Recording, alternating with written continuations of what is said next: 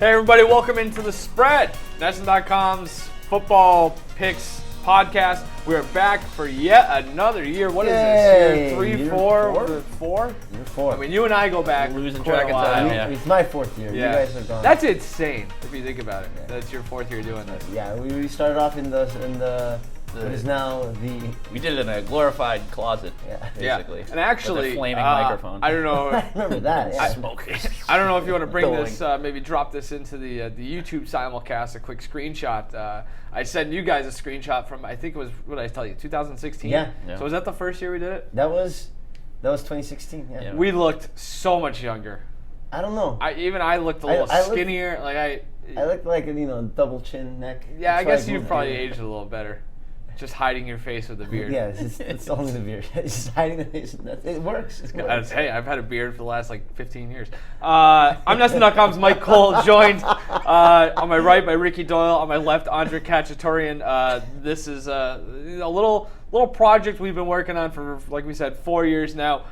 We aim to bring the best and brightest NFL gambling content. I don't know how you really want to. We've never actually sat down and written out our manifesto, our mission statement, but basically we're just going to make 3 against the spread picks. We'll give locks and upsets, and we'll also try to find a better way. I haven't really thought about this, but integrating more of our picks. I think people we see some feedback here and there saying, why don't you guys make more picks? We do all of that on NESN.com and our weekly picks column. We'll have to find a better way to kind of facilitate that here and there. But we'll work on it. Yeah. And that, while we're on the topic, if you have anything you want to see, anything you want to hear, constructive criticism, or you just want to bitch and moan about us picking against your team, which is half of the negative feedback we get. I'm convinced it's you can get 15 thumbs down. It's just butthurt Seahawks fans that mad that you're not taking them. And I think the Eagles, we pissed off a lot. The Eagles too. Fans last year. That's true. A lot of that, so whatever. Also, make sure you go to iTunes, look for the NESN Podcast Network, rate, review, subscribe, do all of that. On the NESN Podcast Network, we have the Patriots podcast, which I think is actually coming out today. They have a season preview coming up, and a few other things there as well. So make sure you go check out the NESN Podcast Network on iTunes or wherever else you get your podcasts. So without further ado, before we get into the slate this week, let's look back at how we did last year. Last time. We touched on this. Also, and I wasn't here last week when you guys did the season preview episode. I would just like to compliment you guys. It's a nice job. Thank you. I watched it in its entirety, obviously. 66 minutes. It was a long film. In honor of Mario Lemieux. There were some things in there that I agreed with, and some things probably disagreed with. But you know what? Good product. What's your Super Bowl pick? I didn't send you guys my picks. I have all my division picks and all my wild card picks. I don't know if you'd like those at some point. You should start the show with that. Would you like that? Yeah. I'll run it down real quick. Sure, all right. All right, in the AFC, I'll tell you right now, my divisional winners. I have the Patriots, the Steelers, the Titans, and the Chiefs, with my wild cards being the Colts and the Broncos. Oh, sure. Wow. Vic Fangio. I think you and I pretty much have, no, the wild cards are different. So, I'm with you on a lot of Chargers. No Chargers. No Chargers. No Texans. No Browns. No Browns, I was going to say. Browns is one that's obviously a pretty polarizing pick. No Jets. No Jaguars. I think you were high on the Jags. Yeah. No, you switched though. You switched. What is what? NFC, I'll run down real quick. I got the Eagles, Vikings, Falcons, Rams. Wild cards being the Bears and Saints. AFC Championship, give me the Chiefs over the Patriots. NFC Championship, Eagles over Vikings. Super Bowl, Eagles over Chiefs. So, those are my quick picks. Will Carson Wentz I'd give you some reasoning, but we only have so much time. Or Josh McCown. All right. Well, I will say my Titans pick is predicated on Ryan Tannehill taking over in Tennessee. Oh, sure. That's interesting. All right. Standings, records. Who really cares? I mean, it's a new season. Nobody cares, right? Because we all did well last year. Nobody cares. 137 wins, 135 wins, and Mike, you had 132 wins. And Ricky, the Super Bowl actually ended up being the determining factor of who won last year. If the Rams had covered, then you would have tied me. We would have to share the trophy. You should have brought a trophy. Or I'm gonna get the. I was actually thinking about this. I'm gonna get the stats and information department on this year, and we're gonna have far more detailed stats, so we can kind of mess around with that. I think we're gonna have locks, what upset happens records. When Ricky picks the Lions? Exactly. Yeah, we're gonna have a lot of that. When this Ricky year. picks the Lions are 6-1. Because there are certain things that, like, in the back of your mind, you're like, I feel like I screw this team up every week, or I'm pretty sure that my lock has been horrendous for the past 4 seasons. So. I would like to see that if that bears out on paper. We will get into that. So, like I said, the stats and the spreads, stats and info department is efforting that. We should have that this year. Let's get an intern in here or something. All right. So there's football this weekend, real actual football. It actually starts Thursday night when the Packers take on the Bears. But we're going to fast forward through to Sunday afternoon. Actually, a pretty decent slate across the league this year, or across the league this week. But we will start in Minnesota, where Ricky's pick for the NFC North champions, the Vikings, host the Atlanta Falcons, a team I actually am very high on this year. The Vikings, as it stands right now, according to Westgate in Vegas, 3.5-point favorites. At home, the total is set at 48. The public, it's pretty much split, 52% on Atlanta, and about 3/5 of the bettors are on the over this week. And obviously the game is in the Dome, so weather will not be an issue. Let's see, eeny, meeny, miny. Andre, why don't you give us your pick? Wow.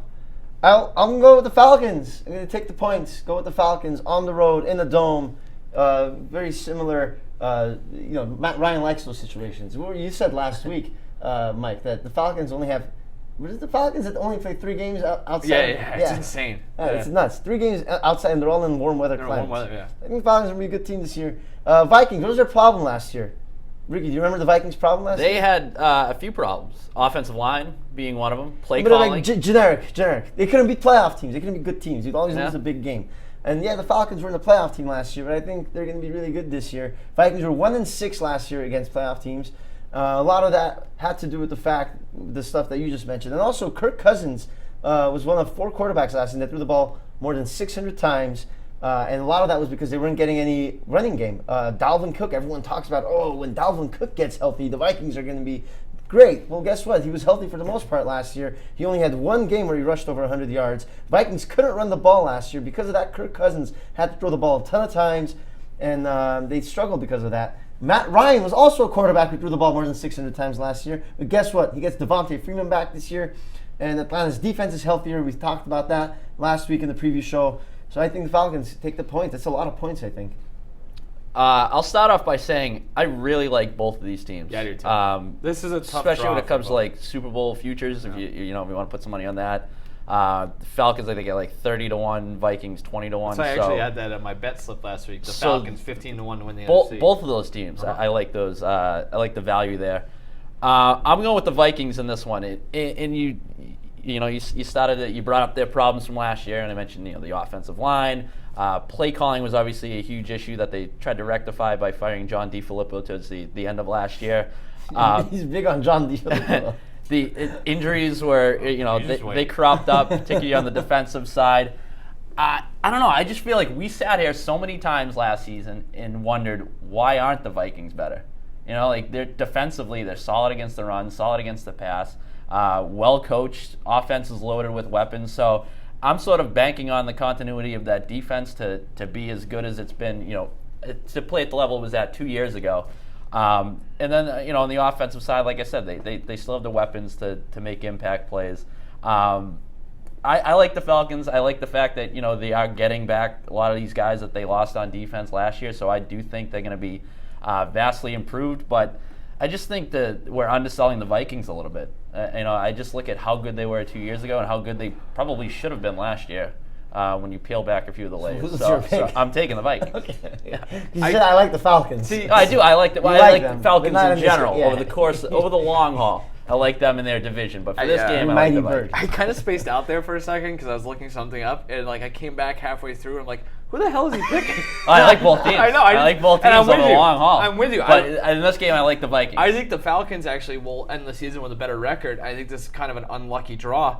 To have to go to Minnesota, and for that reason, I'm taking the Vikings, especially getting that half point. It's been moved down to 3.5. It was at 4, so I like the Vikings and laying the points here. for a lot of the reasons that Ricky probably mentioned when I wasn't paying attention to him. But I think that We're in mid-season form. yeah, in that exactly. regard. The change in the coaching staff is huge. I think Kevin Stefanski coming in as the offensive coordinator, he was brought in as the interim after they fired DiFilippo because Zimmer was pissed off that they weren't running the ball enough. And so Stefanski comes in, they ran the ball 40 times, 28 times, and 15 times in the 3 games that he was the OC last year.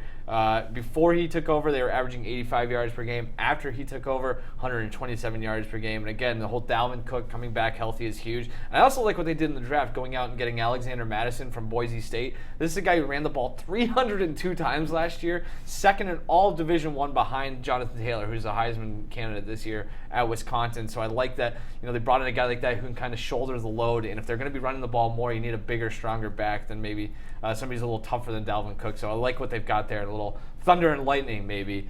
I also think this was something, I think I saw this in The Athletic. They ran out of 11 personnel last year with 1 running back, 1 tight end, 3 wide receivers, 61% of the time. In the preseason, though, they ran 11. Again, preseason, whatever, only 13.4% of the time. They went out, they beefed up the offensive line, they drafted a tight end. I think they're going to probably end up going with a lot more play action this year as well. I think that's kind of in the mode of this offense and what they're trying to do, running the ball more often and to set up that play action. I thought this was interesting. Kirk Cousins actually had the 7th biggest DVOA difference between play action and regular. So he was much better out of play action than he was with non-play action. So I think that's going to help the offense. I like Kirk Cousins. I think he's gotten a lot of negative flack. I was going to say, he wasn't that bad last year. He wasn't bad. He's okay. I mean, he kind of embodies that playoff thing. Like he sucks against good teams. 30 touchdowns. It's just when he sucks, you know it because of when it occurs. He was also pressured more than any other quarterback last year, according to Pro Football Focus. I mean, it's. Yeah. But you're right. The Vikings, if they want to be successful this year, they need to be better running the ball. Like they just weren't last year. They were 24th in yards per carry. That's not going to get it done. It's just going to put more pressure on Cousins. And maybe the guy you just talked about, what's his name? Alexander Madison? Madison, yeah. Maybe he's going to replace Dalvin Cook. Yeah, I think that's actually not likely, but it's something to keep an eye on.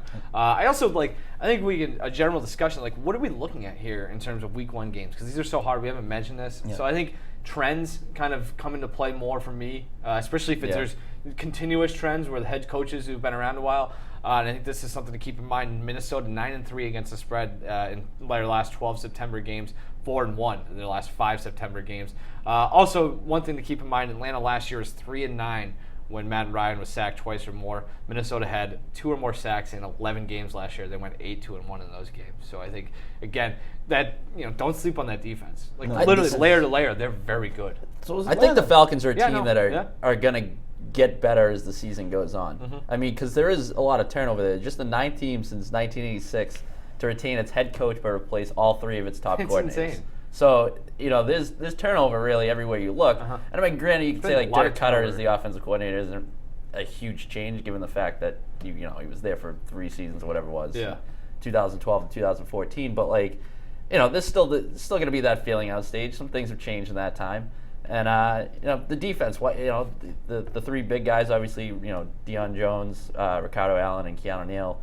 That's going to help, but maybe them getting back up to speed a little bit. So I just think that Atlanta's a team that's going to get better as the season goes on, whereas the Vikings sort of have that core just already intact from where they were last year. But you guys both like the Falcons. That number doesn't scare you. 3.5, 4 points. That's a big number. 3.5 is better than 4. I take that. I mean, yeah, it's not a huge number. Yeah, it's not enough to scare me away, I guess. Yeah. All right. Although it is interesting to note, and this kind of comes up more. John Ewing at the Action Network, he tweeted out something. Teams that are bet up to become bigger favorites since, I don't know how, since 2003, 48, 64, and 1 against the spread. So when the spread, that changes, and you go from, so actually this would be the other way around. So it's not actually germane to the conversation, but it's something to keep in mind for later. Who'd you guys take in the North, by the way? I took the Bears? I took the Packers. But it was a roll over the dice. Yeah.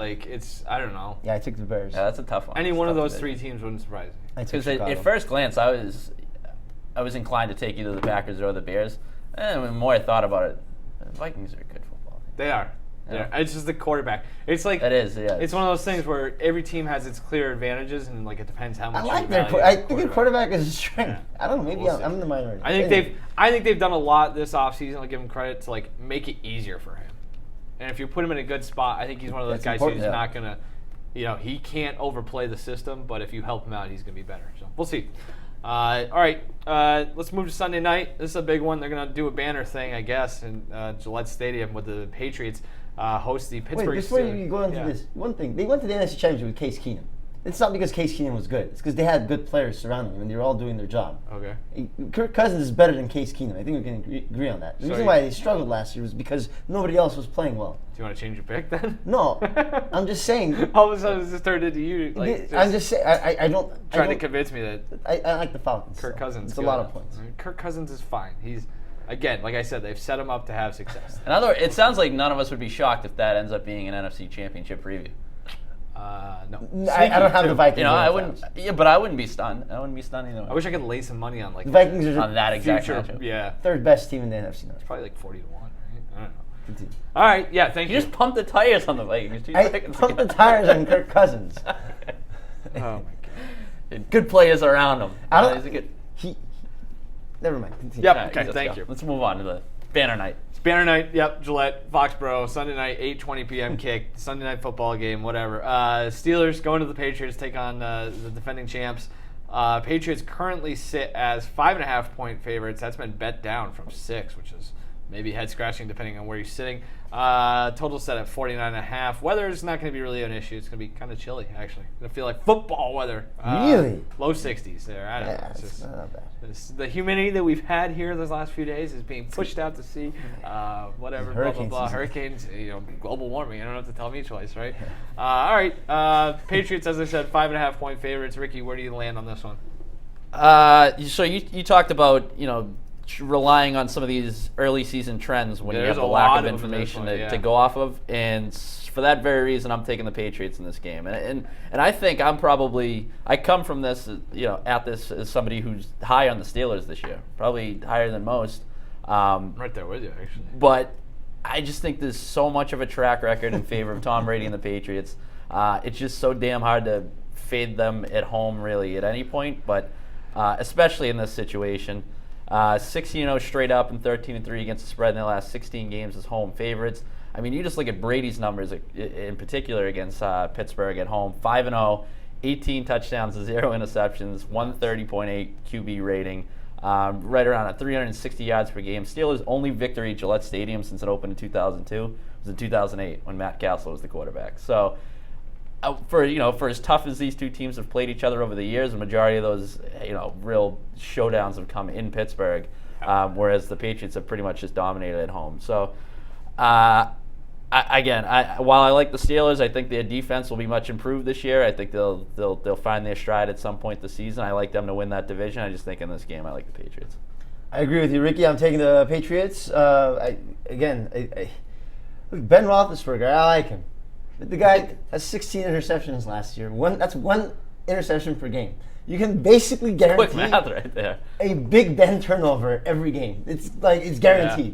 Yeah. And the Patriots, it might be 2 turnovers. And when it's against the Patriots, they make you pay. They make you pay. It's Stephon Gilmore, top-rated cornerback according to Pro Football Focus last season.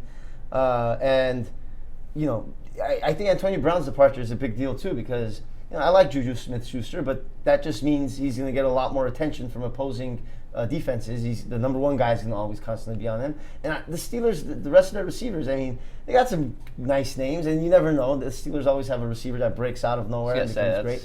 But it's like their MO. Yeah, that is their MO. But I mean, I don't think that's going to happen against the Patriots. Maybe against the Bengals, they'll have some guy go 200 yards. Not against the Patriots. And I know the David Andrews thing is a big deal for the Patriots, and the Steelers have a good pass rush. They've led the league in sacks in the last 2 years. But hey, Shaq Mason, man, 7th best offensive lineman on Pro Football Focus last year. That's Patriots are Big Shaq Mason guy. Yeah, Shaq Mason. Ted Karras, too, I think is a solid enough center. Yeah. Andrews. Make it a clean sweep. I don't really have anything else left to say. Home teams 38-21, 38-28 and 1 against the spread on Sunday Night Football last 4 seasons. Did you mention That's great. Pittsburgh in Week 1? Did you mention that? No. 1-6-1 against the spread in their last 8 Week 1 games, which doesn't surprise me when you consider Well, I'm not a big Mike Tomlin guy, No. so that doesn't, it's just one of those things. Either too hyped up, not ready to go. Patriots won the last 16 games as home favorites. That's insane. I don't even know when the last time they weren't home favorites. One thing to notice too, I thought this was wild.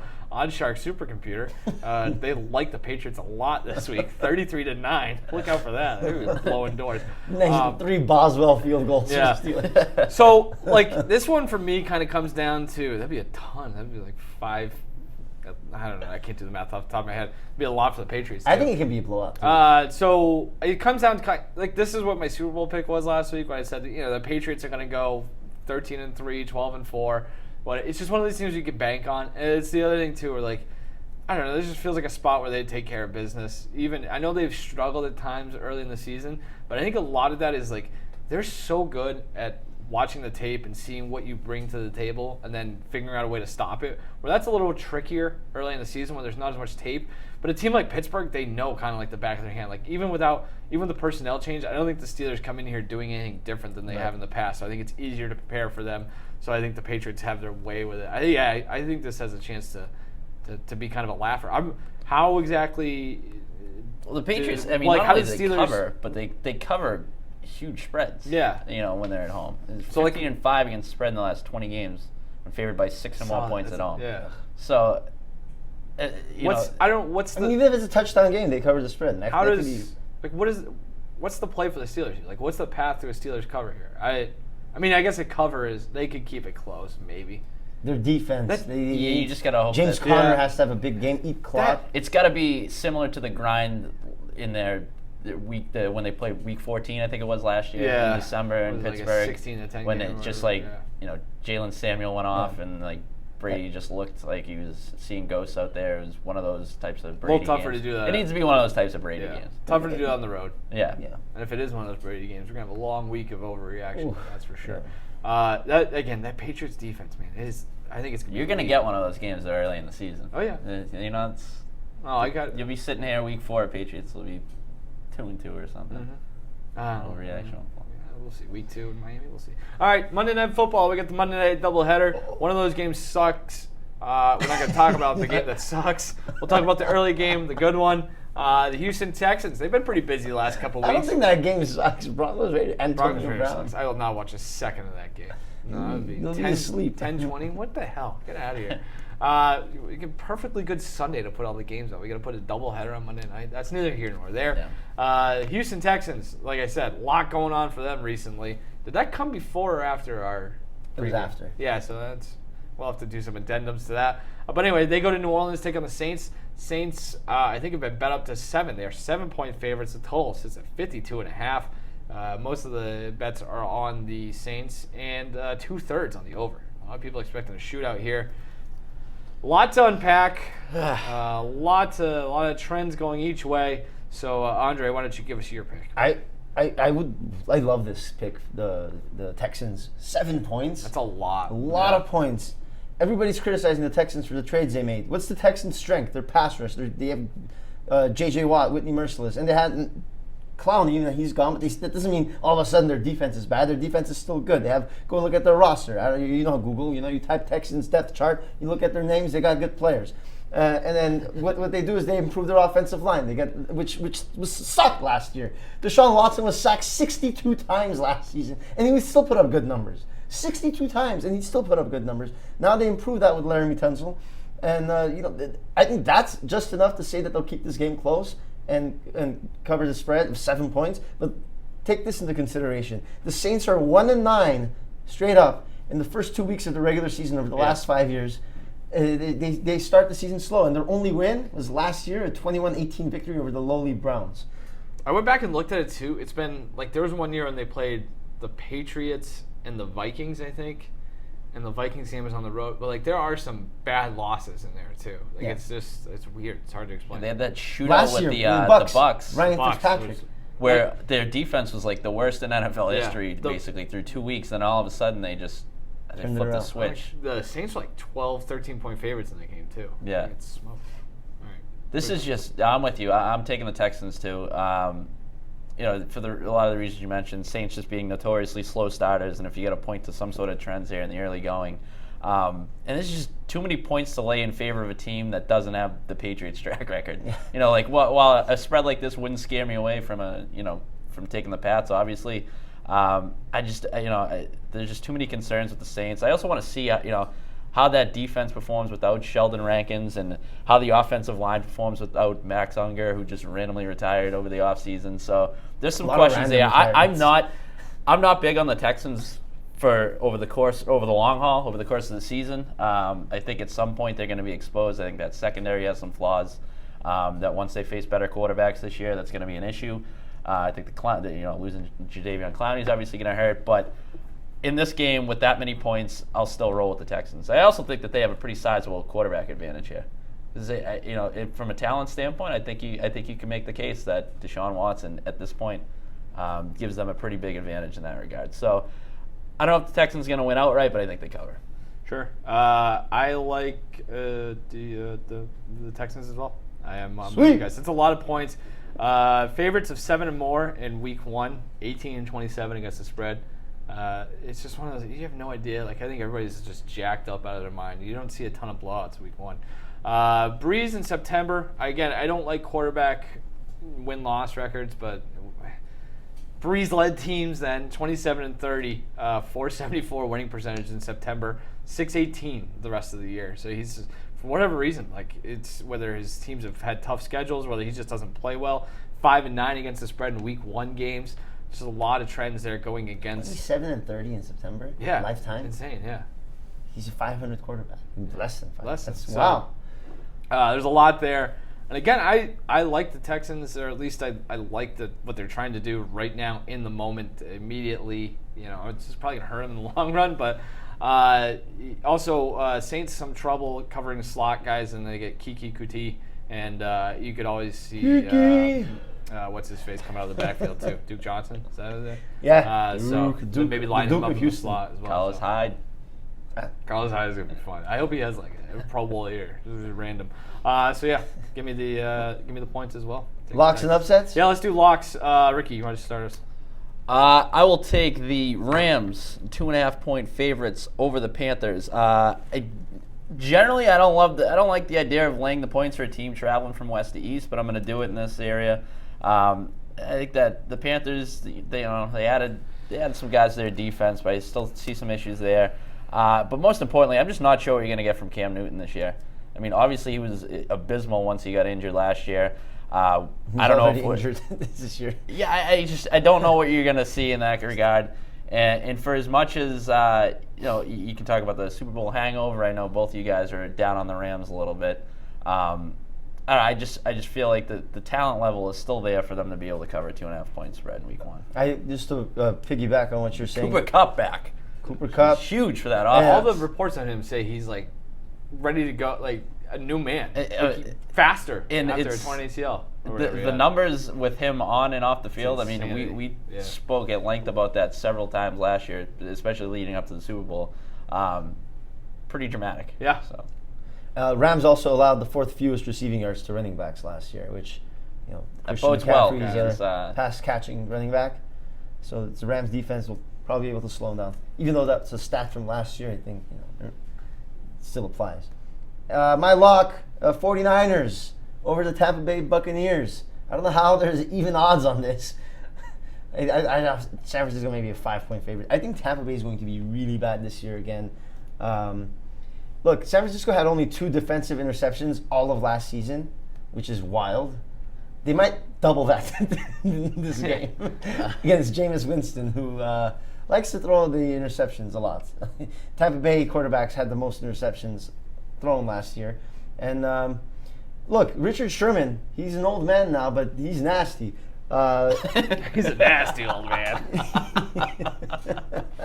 No, according to Pro Football Focus, listen. This is great stat. Opposing quarterbacks threw at him once every 12.6 targets, which was the best mark among corners last year. So that means they don't. Maybe that's why they only had 2 defensive interceptions, because they don't throw at Richard Sherman because he's so good at doing his job. And I mean, Tampa Bay, everybody's overreacting about Jimmy Garoppolo having a poor preseason. I think he's going to be just fine. He's got a lot of good targets there. San Francisco lock. Fair enough. I'll take the Seahawks. This is a big one. 9.5 points over Cincinnati. I know this flies right in the face of what I just said about the Week 1 favorites of 7 or more. But Seattle, 25-6 against the spread in September home games since 2000. Cincinnati, I don't think the Bengals are going to be very good at all, and they have injuries as well. AJ Green's got his foot injury; he's not going to play. And as far as last time I checked, their left tackle Cordy Glenn in concussion protocol, so it doesn't sound like he's going to go. Not great when you're going up against a team that just got Jadeveon Clowney to add to an already pretty good defense. Seahawks deserve plenty of credit for how they've been able to not rebuild that defense, but kind of augment it as they've gone. I think that's another strength for them again. There's a couple down years as they were going through their transitioning and things like that, but I think the defense is going to be legit again. So. I wanted to take a divisional game here because divisional underdogs 165 and 129 against the spread in September since 2003. So I think this is a good opportunity to, if you want to sort of blindly bet an underdog in the early going, maybe err on the side of a divisional game. So I'd like to do that, and I'll take the Bills getting 3 points over the Jets. I know that's sort of a toss-up, and you guys talked about this last week of, which team as they sort of jockey for position behind the Patriots in that division, who's sort of more on the up and up. Over the long haul, I'd probably err on the side of the Jets, but I think that Bills defense has the potential to be maybe even a top 5 unit this year. Talent across the board at all 3 levels. And I think that, especially here in the early going, they have the potential to fluster Sam Darnold, especially as they try to figure out how to best use Le'Veon Bell in that offense. So there's some offensive adjustment going on there. I like the Bills' defense to shut them down and cover the spread. Interesting. There you go. Oh, sorry, it's my turn. Yeah. Give me an upset. Worst game on the schedule, Detroit Lions, Arizona Cardinals game. I'm going to take the Cardinals to upset the Lions at home. I'm with you on that one. Arizona's at home. Weird. That's a bad game. It's a bad game, but The Ravens Dolphins is bad too. Yeah. Arizona's got some big names on defense. I mean, if it was 4 or 5 years ago, they would have the best defense in the league. They got Terrell Suggs, Chandler Jones, Patrick Peterson, DJ Terrell Swearinger. Suggs, old man, but he's nasty. It's like Richard Sherman. I think the Cardinals have enough on defense to make some plays, help out Kyler Murray, take pressure off him, and he's got David Johnson. He'll get some clock. And yeah, I'll take Arizona. Sure. I'm going to take, this is another good game, I think. Jacksonville, they're at home getting 3.5 points against Kansas City. I know everybody loves Kansas City, but first of all, it just feels like one of those ones where we look up, the Patriots beat the tar out of the Steelers on Sunday night, and the first thing Monday morning is like, oh, they're right in the driver's seat for the number 1 seed because the Chiefs lost to the Jaguars. Yeah. I think the Chiefs do lose to the Jaguars. It's a tough place to play in September. It's going to be 92 degrees and humid, very humid, so that's tough. Not to say that like Kansas City isn't humid, but whatever. Jacksonville is a swamp. Jacksonville is a swamp, literally a swamp. Leonard Fournette, I thought this was interesting. He spent his offseason getting the, quote, bad people out of his life. So he's clear-minded, he's focused. It's good to know. The bad people, gone. Gone, cut them all out. See you later. Goodbye, bad people. Good people, like good vibes only for Leonard Fournette this year. If that's the case, man, Kansas City, I like what they did this offseason, really kind of cleaning house with their defense. They brought in Steve Spagnuolo. The run defense was absolutely miserable last year, so maybe there's still some hangover this year. You got to put that in the fix call. Gets good vibes only. Fournette is going to run wild. I also like, who knows what Nick Foles is going to get them, but my guy, John DeFilippo, the offensive coordinator down there, former Eagles quarterbacks coach, they're going to reunite, so I think that maybe that offense gets better. Jalen Ramsey and A.J. Bouye are going to do a great job of erasing Tyreek Hill and Sammy Watkins. Jacksonville pass rush, still good. Don't know if you heard that. And Chiefs, by the way, lost their center. Center went to Buffalo, Mitch Morse. They've got Alex Ryder taking over, or Austin Ryder. Alex, I'm not sure. And also, this kind of goes to your point where you're just coming up. I thought this was interesting. Action Network says they fleshed out the Bill Simmons theory that the home underdogs are very good early in the season. Home dogs in weeks 1 through 4 since, I don't know when this was, 55.6% cover rate. Weeks 5 through 17, 47.3. That's over like the last 15, 20 years, whatever. So that's interesting. Home dogs, circle those. I was thinking just the Jaguars, like people look at last season and how poor they were, and what was it? They had a lot of close losses last year. It went sideways quick. Like They had that 5 losses by 4 points. Yeah, or and they less. had an impressive win against the Patriots down there too. Like it's just they didn't really have. It just wasn't all there all season. So. But I think with better quarterback play, those 5 losses by 4 points or less maybe switches, and they have a more respectable record. And Perhaps. Nick Foles, I think, is better than whatever they had last year. This game could be good. That's a fun little matchup. Yeah, it's a good 1 p.m. showdown. Tough. A lot of good 1 p.m. games. Tough draw for the 1 p.m.s this week. Is really Titans Browns. What did you guys have? I haven't actually come to. I like the conclusion. Titans. I think I'm leaning Titans though. Yeah, I'm leading Titans. It's 5.5 points. It's a lot. It's a lot. So. I think it was you, Mike, that said last week the Browns. I think we're 1 year early on them. I think everybody's sort of jumping on a little too early. We're 1 year early on them, and I think we're 1 year early on some other. A lot of team good I games. forget. A lot of good games you didn't talk about. Colts Chargers is a good game. Week 1's tough. It Giants is Cowboys. very You didn't tough. talk about We should that. probably. There's one thing. It's like Wait, have we even mentioned the Eagles? Eagles Redskins. That's a terrible it's just game. sort of figuring out. 10-point favorite. I have the Eagles now. The thing about Week 1 is really trying to figure out the rationale behind the lines. You know what I mean? Like it's just because I feel like a lot of casual bettors will tend to overvalue teams that made the playoffs last year while undervaluing teams that didn't make the playoffs last year. Or You pointed out last week that the turnover rate with regards to playoff teams over the past however many years is It's like 50% every year. It's substantial. You swap out half the playoff field. So it's a matter of not falling into these traps. Other team I was thinking of, 49ers, by the way. I think they're also a little year early. So Yeah, let's see. I'm with you on I know that. we don't do show and tell anymore on this show, but toss that baseball. 'Cause Monday night will be the last ever Monday Night Football game on the baseball field in Oakland. We're not going to see it anymore. Pulling out. It'll be Pulling out. Is that really the last? That's the only one left? That's the only one left. Miami was the last one, and then now they play That's in true. Pro Player Stadium, and it's gone. Wow. It's a shame. Nothing like kicking off the infield. Well, also, I that tell you what. stadium is called Ring Central Coliseum now. They changed the name again? Yeah. They've changed like 6 times in the last 3 years, it feels like. Yeah. And that's actually probably going to be there for a while because I like the A's. Go get your future bets The A's in on are the leaving A's. too. I know, but I'm saying this season. Like usually, the baseball field. Yeah, it's going to be there for a while. Yeah. So. Imagine it's like late October and you still have Antonio That's Brown. what I'm saying, yeah. And then he'll complain about something. Yes. It'll be a storyline. Yes. I don't like playing on baseball fields. It's not good for his freaky feet running on the dirt. No. It's not good. So, anything else, guys? No. Alrighty, let's get out of here. All That's right. the spread week 1.